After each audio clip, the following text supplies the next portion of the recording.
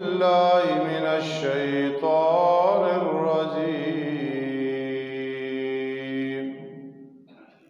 بسم الله الرحمن الرحيم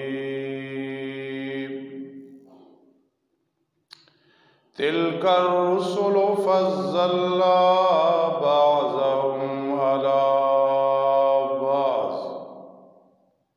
منهم من كلم الله ورفع بعضهم درجات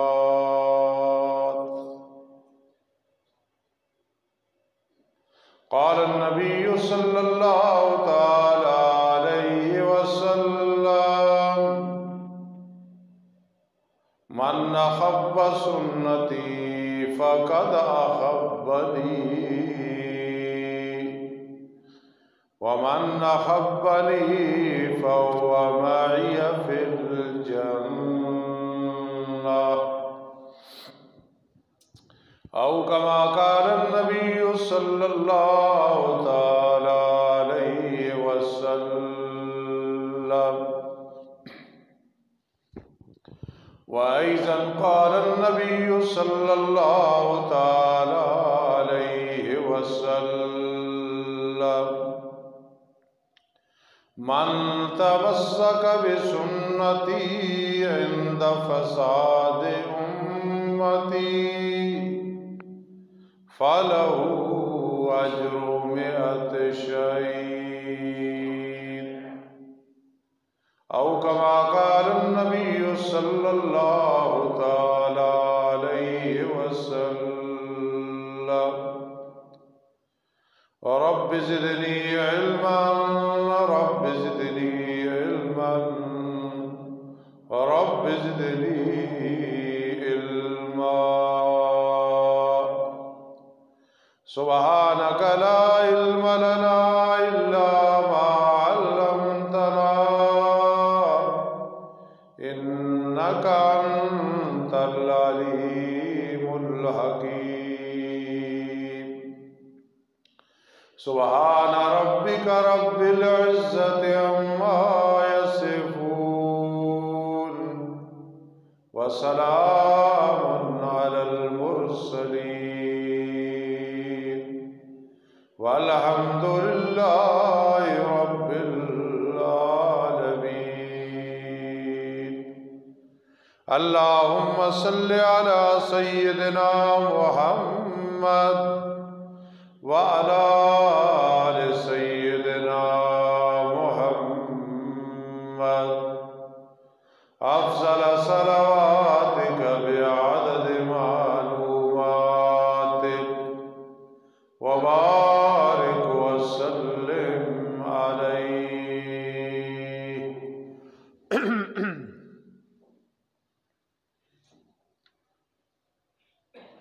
محترم سامعین کرام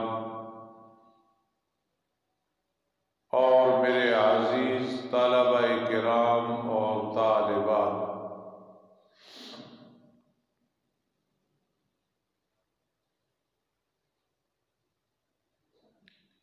اس دنیا میں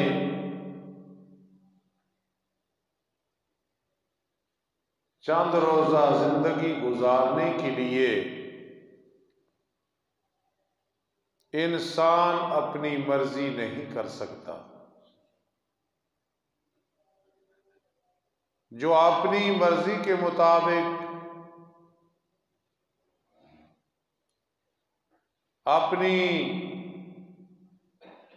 من مانی زندگی گزارنے کا طریقہ اختیار رکھے گا تو وہ کامیاب نہیں ہوگا۔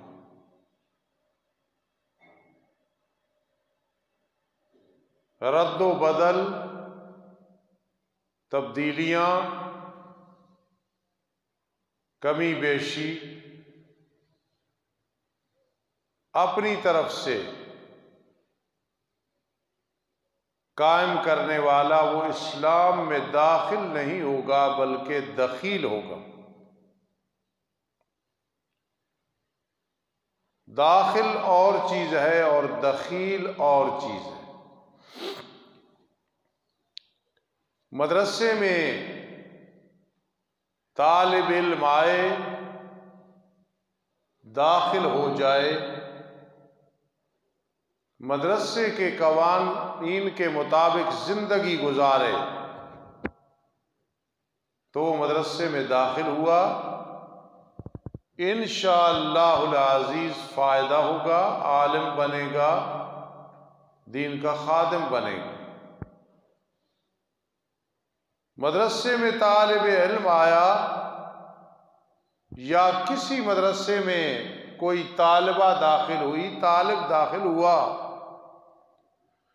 اور اس نے دخل دینا شروع کر دیا، مشورہ اور چیز ہے اور دخل اور چیز ہے، تو وہ کامیاب نہیں ہوگا، کیونکہ یہ دخیل بنا ہے۔ ہمیں اسلام میں جو حکم ہے، یا ایھا الذین آمنوا ادخلوا فی السلم کافہ، اسلام میں پورے کے پورے داخل ہو جاؤ، اسلام میں دخیل نہیں بننا کہ مداخلت نہیں کرنی، اذان میں مداخلت، نماز میں مداخلت، دعا میں مداخلت، جنازے میں مداخلت، دفن کرنے میں مداخلت، خوشی میں مداخلت، غمی میں مداخلت، زکوٰۃ، حج اور روزہ اور معاملات میں مداخلت، یہ سب دخیل ہونا ہے۔ ہم نے اسلام میں داخل ہونا ہے، داخل ہوئی ہیں، دخیل نہیں ہے۔ اب یہ فرق کیسے حل ہوگا کہ ہم اسلام میں داخل ہیں، ہم اسلام میں دخیل نہیں ہیں؟ اس کا ایک ہی حل ہے اور اس کے علاوہ کوئی حل نہیں ہے، اور وہ حل بھی ایسا ہے کہ اس جیسا حل کوئی نہیں، کہ مسلمان کو چاہیے اتباع سنت کرے، سنت کی تابعداری، بس۔ جب وہ نبی اکرم صلی اللہ تعالی علیہ وسلم کی سنت کی اتباع کرے گا، اسلام میں داخل ہو جائے گا۔ جو اس سنت کو چھوڑے گا، دخیل بن جائے گا۔ دخیل مکۃ المکرمہ مدینہ منورہ میں عمل کرے تو وہ بھی رد ہے، اور داخل نے زندگی میں مکۃ المکرمہ نہیں دیکھا، مدینہ منورہ نہیں دیکھا، طاقت نہیں تھی، وہ اسلام میں داخل ہے، اس کا عمل اللہ کے نزدیک مقبول ہے۔ صحابہ کرام رضی اللہ تعالیٰ عنہم اسلام میں داخل ہوئے، ایسے داخل ہوئے کہ دخیل نہیں بنے، جو کچھ نبی علیہ الصلاۃ والسلام نے فرمایا اس پہ پورا عمل کر کے دکھایا۔ آپ صلی اللہ تعالی علیہ وسلم خطبہ دے رہے ہیں، عبداللہ ابن مسعود رضی اللہ تعالیٰ عنہ تشریف لائے، ابھی مسجد کے دروازے میں پہنچے ہیں، میرے آقا نے فرمایا اجلس، عبداللہ ابن مسعود بیٹھ جاؤ، وہاں ہی بیٹھ گئے، ایک قدم بھی آگے نہیں چلے۔ یہ لوگ تھے جو اسلام میں داخل تھے۔ آج اگر ہم کامیاب ہونا چاہتے ہیں تو اسلام میں داخل ہونا ہے، اور جو دخیل ہیں وہ میرے آقا کے دشمن ہیں، وہ اسلام کے دشمن ہیں، وہ سیرت النبی صلی اللہ علیہ وسلم کے مخالف ہیں۔ اتباع سنت ایک ایسا لفظ ہے کہ دیکھو کوئی دیر لگی، اتباع سنت، لیکن پوری زندگی میں اتباع سنت ہونی چاہیے۔ کوئی ایسا موقع نہیں کہ ہم ہاتھ کھڑے کر دیں بھائی یہاں سنت کوئی نہیں، ہم کیا کریں۔ اسی لیے میرے آقا علیہ الصلاۃ والسلام کا دین اسلام، اس میں 4 ایسی صفتیں ہیں جو کسی دین میں نہیں تھی.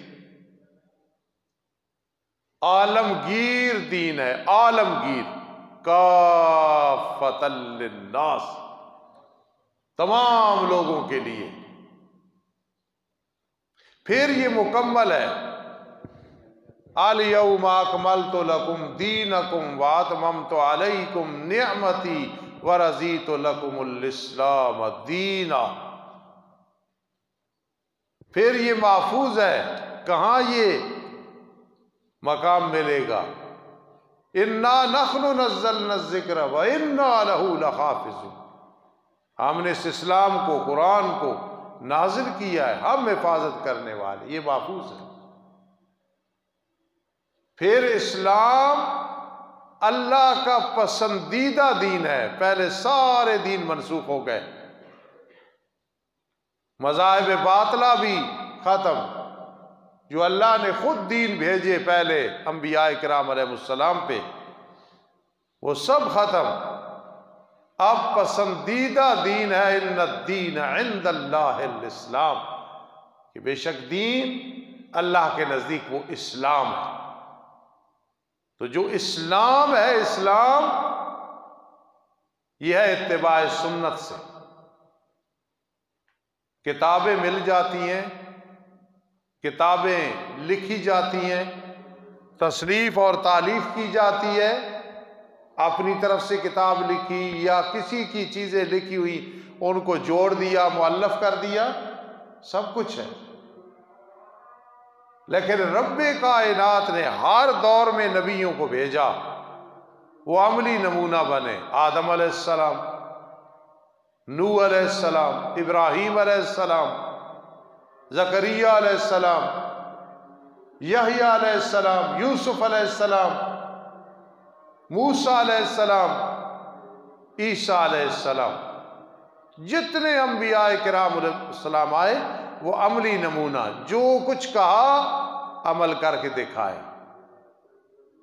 لوگوں کو پتہ چل گیا کہ یہ اس وقت دین ہے. آخری دین خاتم النبیین محمد الرسول اللہ صلی اللہ علیہ وسلم لے کے آئے. اب نہ اس کے بعد اور کوئی دین آنا ہے، نہ ضرورت ہے، نہ وہ مقبول ہے. میرے آقا جو دین لائے ہیں اس میں کوئی کمی بیشی نہیں ہے. بڑا سمجھدار ہے وہ انسان جسے تھوڑا شک پڑے اور پوچھے، بھائی نماز میں یہ جو کام ہے سنت میں ہے، اذان جو دی جا رہی ہے یہ سنت کے مطابق ہے، جنازہ سنت کے مطابق ہے، نکاح سنت کے مطابق ہے،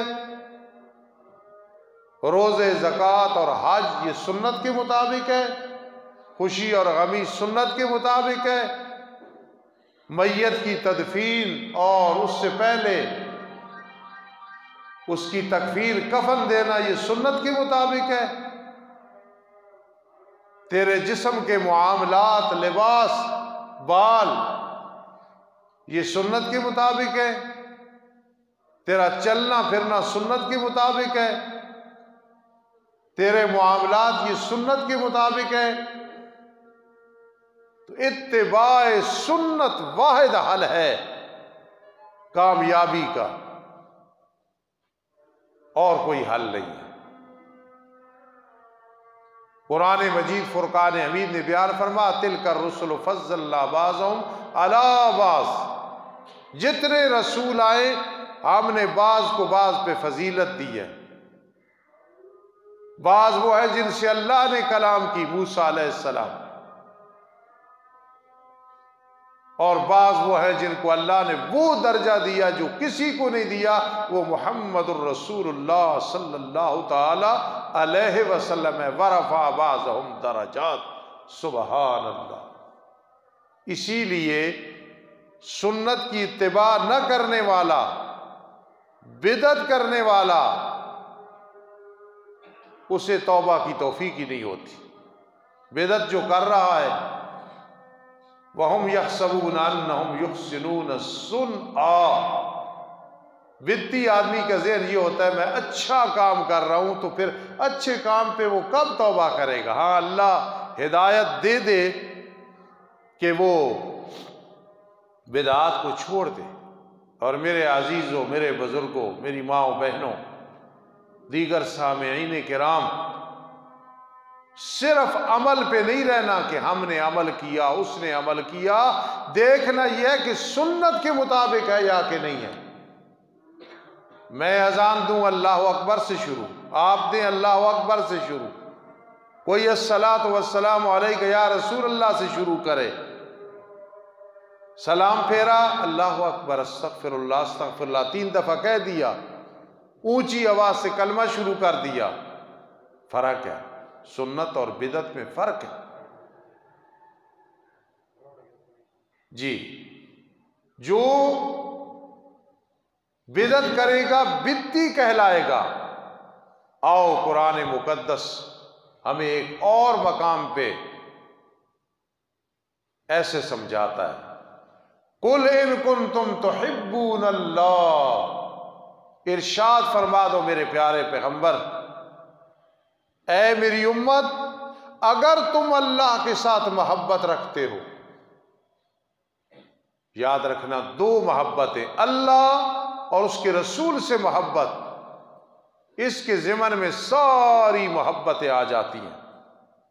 اگر ایک آدمی دعویٰ کرتا ہے اور وہ سچا ہے، میری اللہ کے ساتھ محبت، میری رسول اللہ صلی اللہ علیہ وسلم کے ساتھ محبت ہے، اور اس دعوے پہ دلیل بھی پیش کرتا ہے کہ عمل اس کا سنت کے مطابق ہے،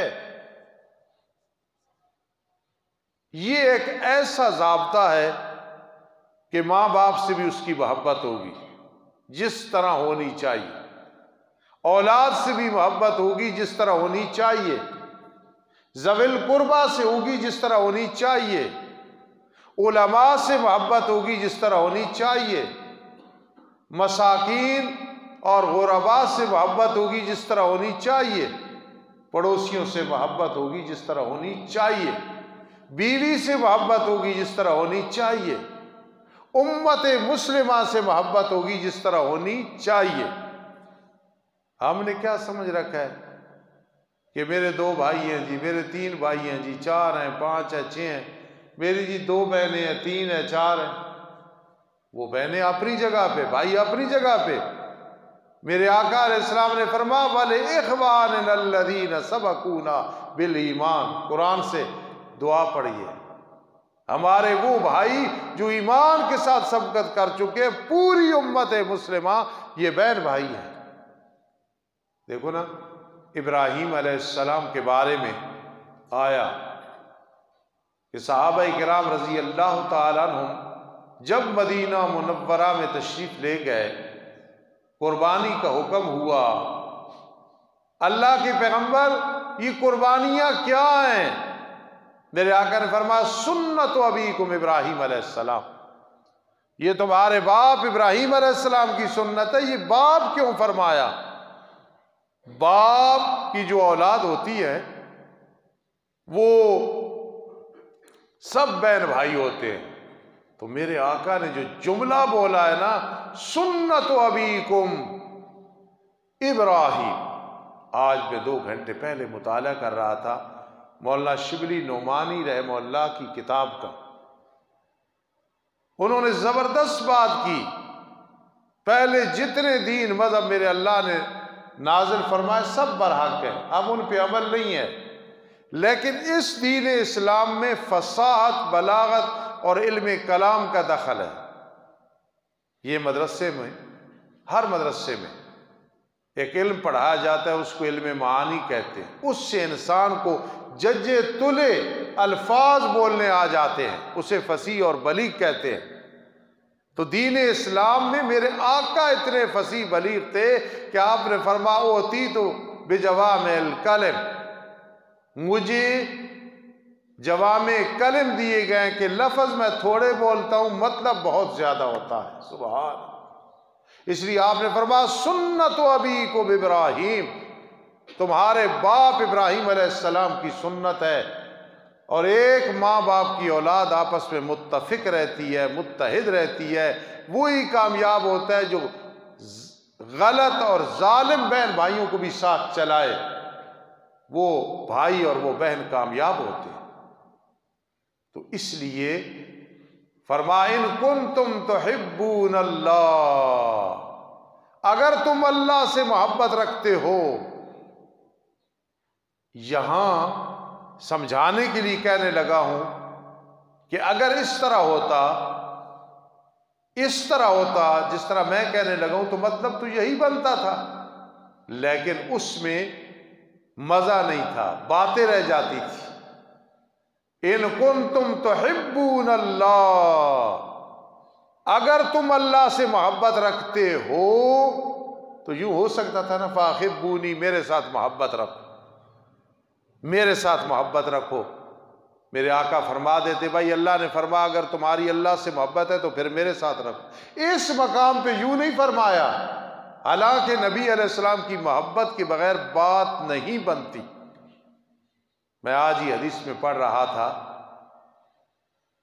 کہ ایک صحابی ابو محذورہ رضی اللہ تعالی عنہ، جن کا ہم پہ احسان ہے، یہ جو ہم اذان پڑھتے ہیں نا، انہوں نے بچپن میں نبی علیہ السلام سے سیکھی ہے تو ہم یہ اذان پڑھتے ہیں۔ ان کے بال اتنے لمبے ہو گئے کہ زمین پہ پڑتے تھے، تو کسی نے کہا یار بال کاٹ دو، اب محبت کی بات ہے۔ کہتے ہیں یار وجہ یہ ہے، ایک دفعہ نبی علیہ السلام نے یہاں ہاتھ رکھا تھا میرے بالوں پہ، جن بالوں پہ میرے آقا علیہ السلام کا ہاتھ لگ گیا، میں اسے کینچی کیسے لگاؤں؟ زمین پہ پڑتے ہیں تو پڑھنے دو۔ میرے آقا کی محبت کے بغیر کوئی بات نہیں۔ امام مالک رحمہ اللہ تعالی بہت بڑے امام ہیں، اور مسجد نبوی صلی اللہ تعالی وسلم میں ان کا نام لکھا ہوا ہے، تو معلوم ہوا صحیح ہے۔ امام حنیفہ، امام شافعی، امام احمد بن حنبل، امام مالک رحمہم اللہ تعالی۔ امام مالک رحمہ اللہ کا ادب دیکھیں، ادب، اور یہ بھی ذہن میں رکھیں ان کی کتاب ہے موطا امام مالک۔ موطا امام مالک ایک مجتہد امام کی، جن کے بہت مقلد ہیں، تقلید کرنے والے دنیا میں موجود ہیں، ان کی کتاب ہے۔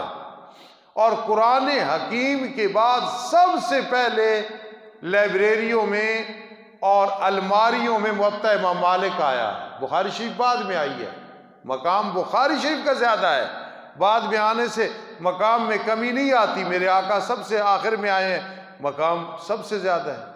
قرآن سب سے آخر میں آیا ہے، مقام سب سے زیادہ ہے، یہ بات ہے۔ لیکن موطا امام مالک وہ کتاب ہے جو ہم مدرسوں میں پڑھاتے ہیں، موطئین کہا جاتا ہے۔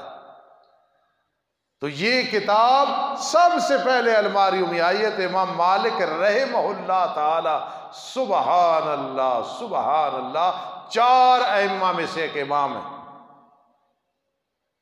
مجھے عطا الرحمان صاحب نے ایک کیسٹ سنائی کہ ایک عالم ربانی غالباً مدینہ منورہ میں، ان پہ کسی نے اعتراض کیا کہ تو امام ابو حنیفہ کو رحمہ اللہ کہتا ہے، تو انہوں نے آگے عربی میں کہا رحمہ اللہ رحمہ اللہ رحمہ اللہ، پھر فرما ہوا امامنا، وہ ہمارا امام ہے، وقدوتنا، ہمارا پیشوا ہے۔ یہ ائمہ اللہ کی طرف سے رحمت بن کے آئے ہیں۔ تو امام مالک بہت بڑے امام ہیں، لیکن ادب کتنا ہے، محبت کتنی ہے کہ مدینہ منورہ میں سواری پہ نہیں بیٹھتے تھے۔ کیوں نہیں بیٹھتے تھے؟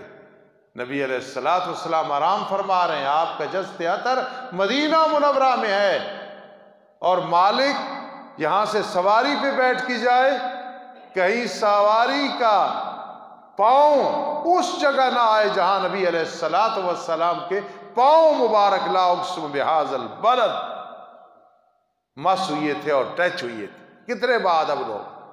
اس لیے جو آدمی کہے میں بڑا بعمل ہوں اور نبی علیہ السلام کی محبت دل میں نہیں ہے، اس کا کوئی عمل مقبول نہیں ہے۔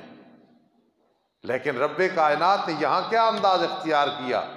قُلْ إِن كُنتُمْ تُحِبُّونَ اللَّهَ، اگر تم اللہ سے محبت رکھتے ہو تو اللہ فرما دیتے، مسئلہ حل ہو جاتا۔ لیکن نہیں، اللہ نے فرمایا ایسے نہیں، ان کو فرما دو اگر تم اللہ سے محبت رکھتے ہو نا، پھر فَاتَّبِعُونِي، میری سنت کی اتباع کرنی پڑے گی۔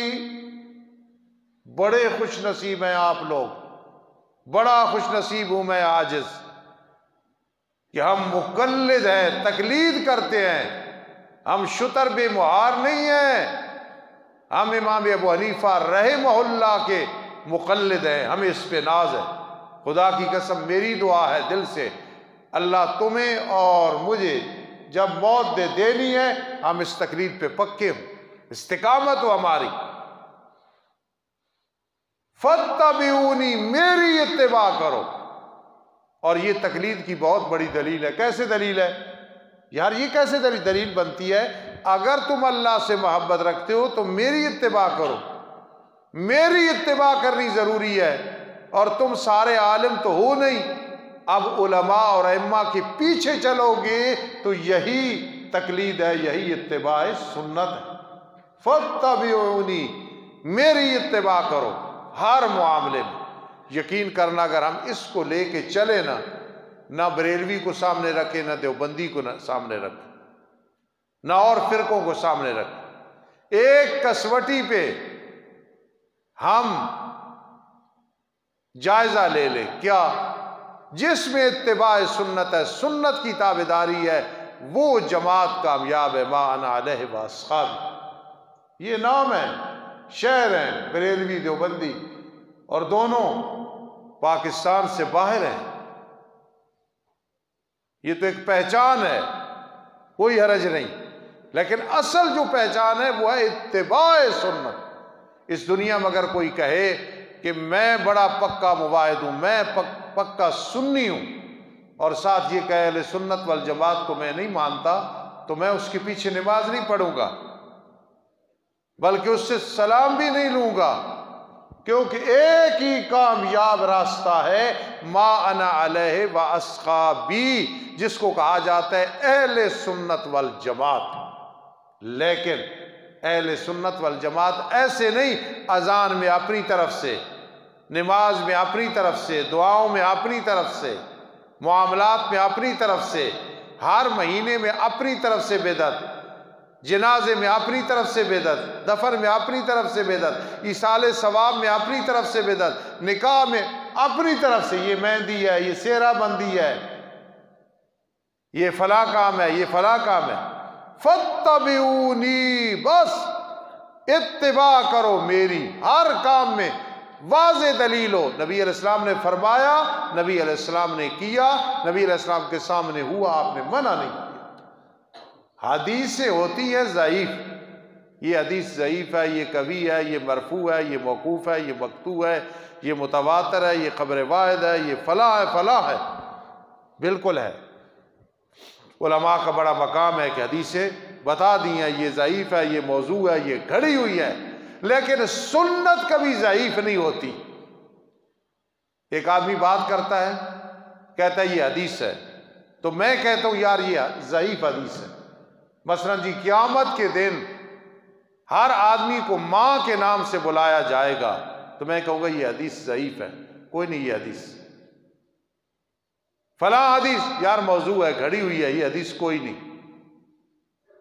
موت العالم موت العالم، عالم کی موت پورے جہان کی موت ہے، یہ حدیث نہیں ہے، یہ مقولہ ہے، ہم بیان کرتے ہیں لیکن کہتے ہیں یہ اچھے لوگوں کا مقولہ ہے، حدیث نہیں ہے۔ لیکن سنت کا جہاں لفظ بولا جائے نا سنت، تو سنت میں یہ نہیں کہیں گے یہ ضعیف سنت ہے، سنت ہے ہی وہ جو نبی علیہ السلام نے کی یا آپ کے سامنے کی گئی اور آپ نے منع نہیں فرمایا۔ تو اتباع سنت، اگر اتباع حدیث کہیں گے نا تو پھر کوئی آدمی کہے گا یار چاہے ضعیف ہے، میں نے بھی تو اتباع حدیث کہی ہے نا۔ تو ائمہ نے کہا یہ چور دروازہ ہے، سنت کی اتباع، اتباع سنت، فاتبعونی، میری اتباع کرو۔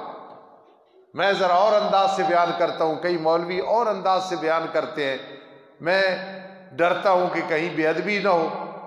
فاتبعونی یہ طبیعہ سے ہے۔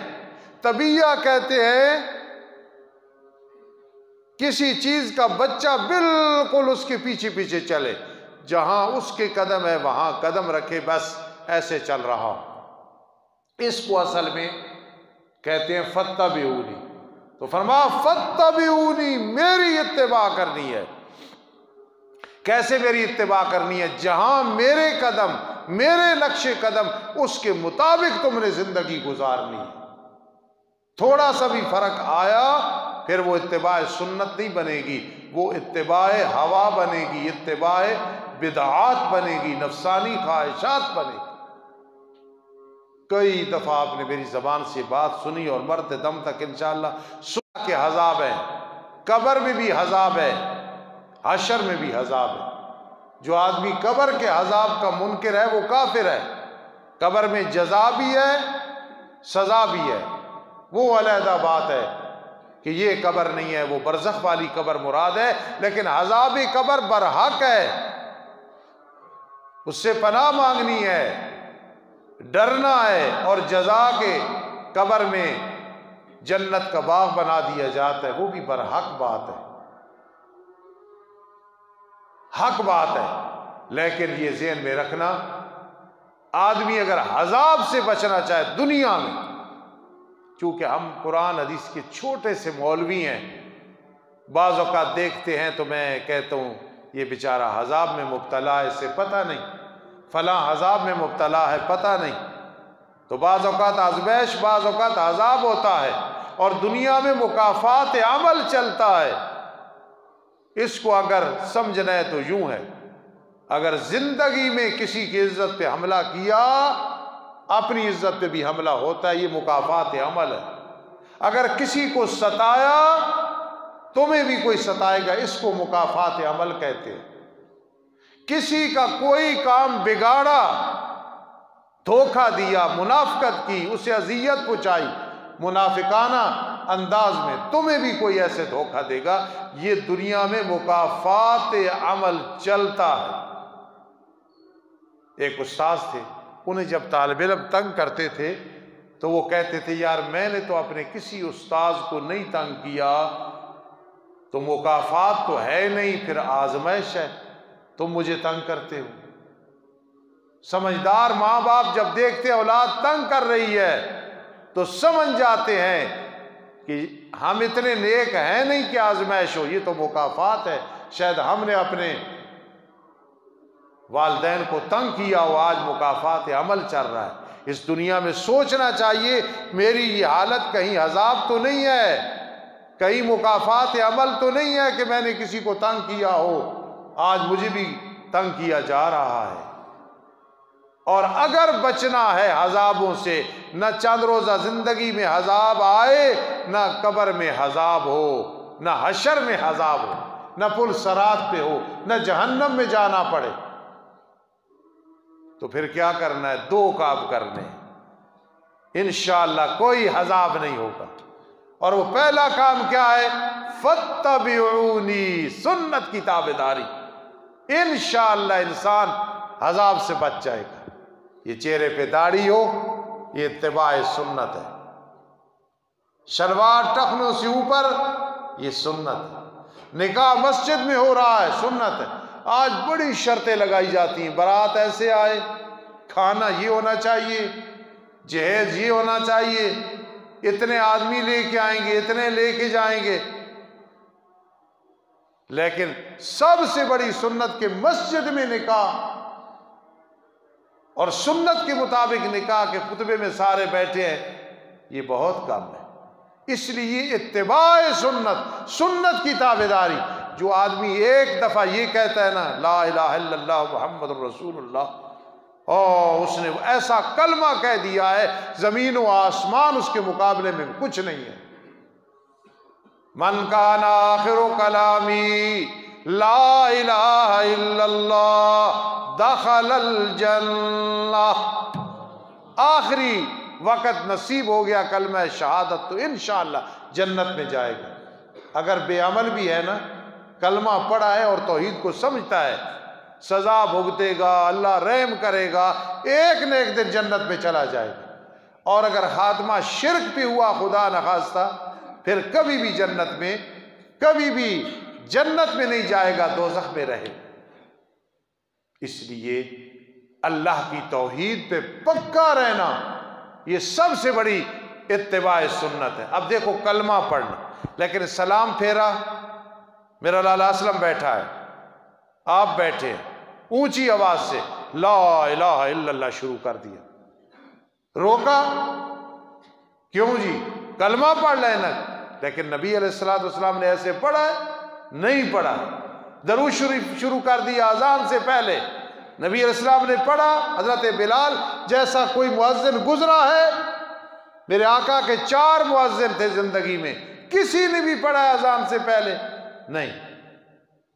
آپ ہمارے اس علاقے میں تو نہیں، اٹک میں دیکھیں اور علاقوں میں، خاص کر پٹھانوں میں، جنازہ ہو گیا، جنازے کے بعد دعا شروع ہو جاتی ہے۔ ادھر اتنی یہ بدعت عام نہیں ہے جتنی ہمارے علاقوں میں، ہمیں جہاد کرنا پڑتا ہے اس معاملے میں۔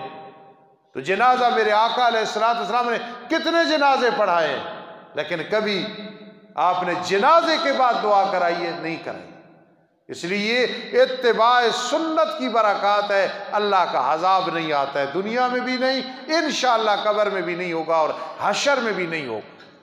اور دوسرا کام ہے استغفار، استغفار بہت زیادہ کرنا۔ ایک بہت بڑے عالم، ان سے کسی نے پوچھا کہ والدین دنیا سے چلے جائیں تو سب سے زیادہ انہیں کس چیز سے فائدہ ہے؟ انہوں نے بہت اچھا فتویٰ دیا، ایصال ثواب کرو، انشاءاللہ ثواب پہنچے گا اہل ایمان کو، دعا کرو انشاءاللہ فائدہ ہوگا، صدقہ و خیرات کرو اور ان کے درجات بلند ہوں گے۔ لیکن ماں باپ دنیا سے چلے گئے، سب سے زیادہ فائدہ اس میں ہوگا ان کے لیے استغفار کرنا۔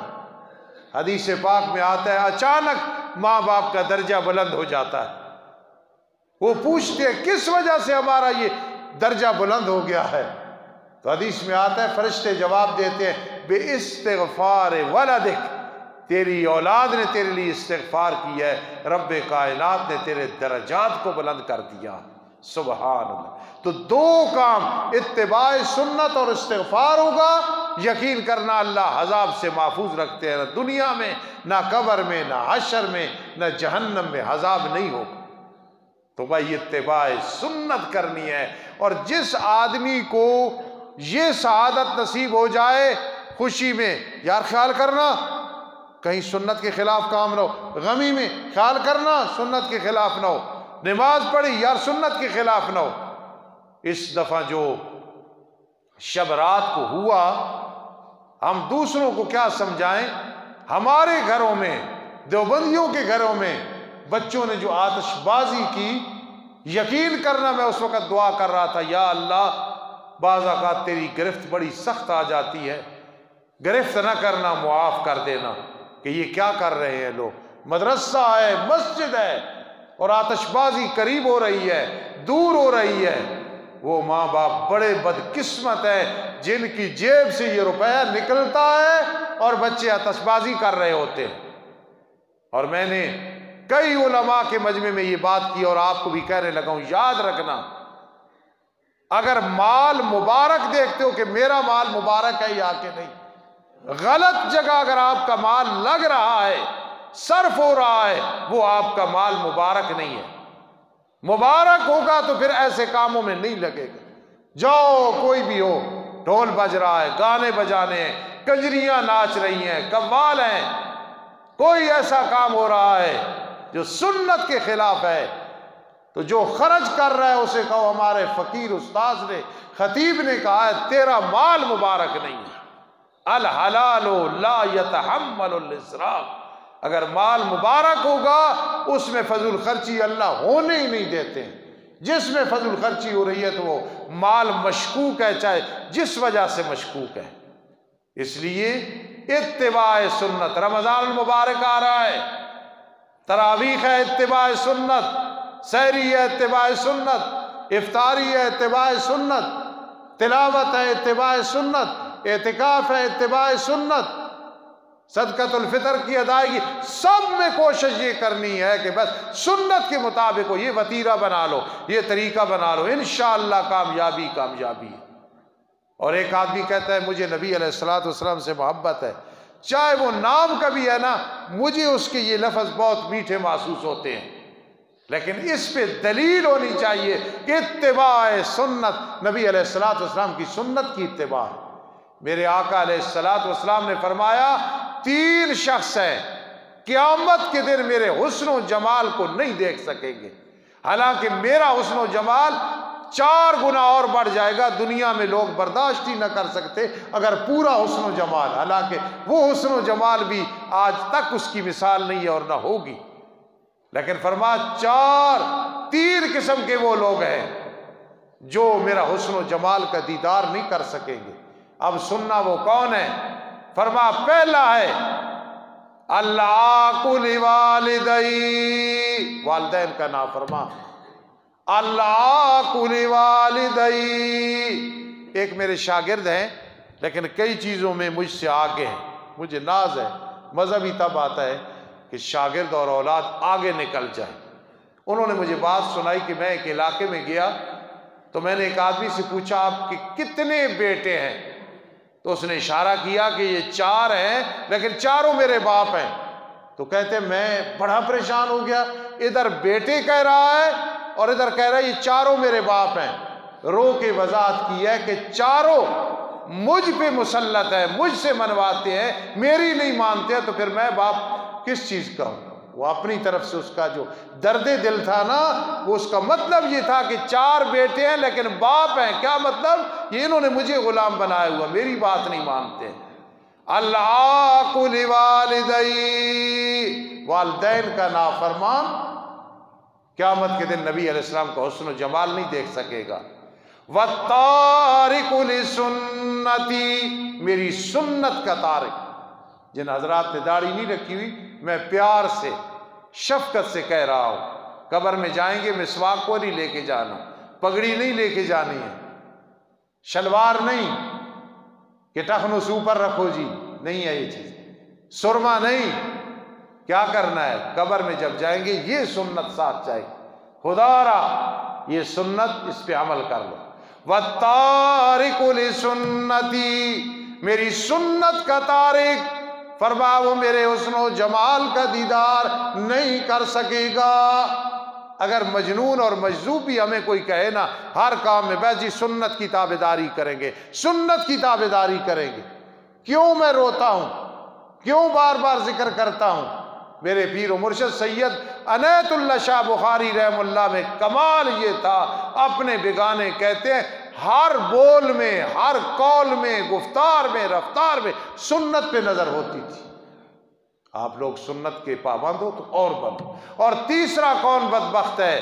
جس کے سامنے نبی علیہ السلام کا نام آیا اور اس نے صلی اللہ علیہ وسلم نہیں پڑھا، فرما قیامت کے دن نبی علیہ السلام کے حسن و جمال کا دیدار نہیں کر سکے گا۔ تو آج ہمارا موضوع یہ تھا کہ اتباع سنت کے بغیر کوئی عمل قبول نہیں، زندگی شرمندگی ہے، برکت نحوست ہے، کوئی کام اللہ کے ہاں مقبول نہیں۔